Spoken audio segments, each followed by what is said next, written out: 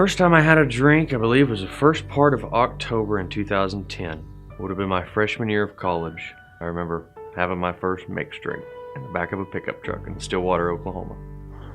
I went from kind of having a very clear view of why my family didn't promote alcohol, because they didn't. I've never seen alcohol present in my home, to you kind of justify. Like, well, my family may be a little uptight. My friend group changed. My interests changed. Everything slowly shifted to substance of alcohol. Trying to shave with a shaky hand, and thinking, wow, am I really supposed to go and try to function like this? And I had no idea what was going on. But I found out later that day, when I went to happy hour, that a couple drinks made it go away.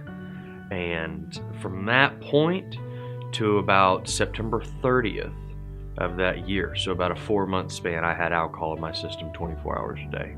I was walking to take a test at 9 a.m. and had already been drinking. And I thought, I haven't studied for this. I smell horrible. I'm tired. I don't know the subject.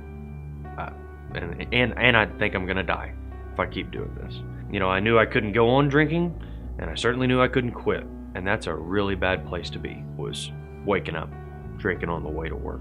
Very disrespectful, very dangerous to my employer and everybody I was around. My father knew that I had been drinking and what I was doing every day, and he told me, your employer wouldn't like that. We don't like that. It's dangerous. You're going to hurt somebody. An hour later, I rolled the truck, I believe twice. My dad came to me one morning and asked, he said, I know you don't want to go, but this Friday, there's a thing in Oklahoma City that your mother and I want to take you to. And I had no idea if it was a treatment, if it was a Bible study group, if it was to talk to a counselor or what. And he said, well, I found it in the newspaper. It's called Night of Hope. So I said, yeah, I'll do that. It was very emotional. I remember there was a time that was dedicated to the parents, specifically the mothers, and dedicated to them. And I think that was a good time for me to realize, what all I had put them through. It was also kind of sad for me that I had to take a moment to recognize all of the literal hell that I had put my parents through. And I think that put a seed in my brain for later. I wasn't ready to quit then, but I had that experience in my mind for whenever I was. I was scared for my reputation. I was scared for my health. I'm scared for my sanity.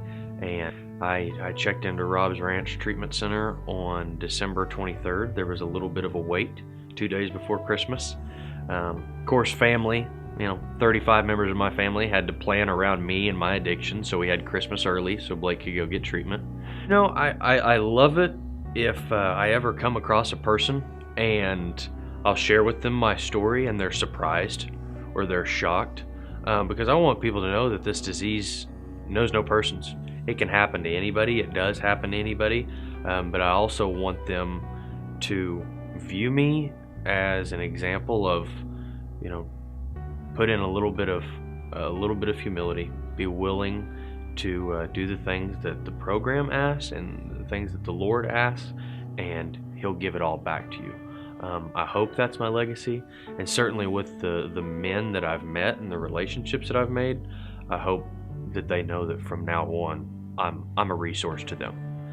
They can call, they can text, they can reach out to me for support, because I want to help them, and that will in turn help me.